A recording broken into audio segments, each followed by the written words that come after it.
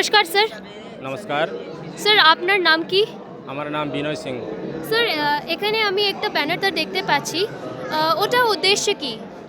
হ্যাঁ, এই ব্যানারটির উদ্দেশ্য হচ্ছে যে পরমাত্মা অর্থাৎ সন্ত রামপালজি মহারাজ সম্পর্কে যে সমস্ত ভবিষ্যৎ কর্তা যারা ভবিষ্যৎবাণী করেছে, তো সেই ভবিষ্যৎবাণীরা যে করেছে তার ভবিষ্যৎবাণী সম্পর্কে লেখা আছে যে এখানে যেমন লেখা আছে, দেখুন, জয় গুরুদেবের পন্থের প্রবর্তক তুলসীদাসজি। তো তুলসীদাসজি ওনার যে শাকাহারী পত্রিকা, সেই পত্রিকাতে উনি ভবিষ্যৎবাণী করেছে যে 50 পৃষ্ঠাতে।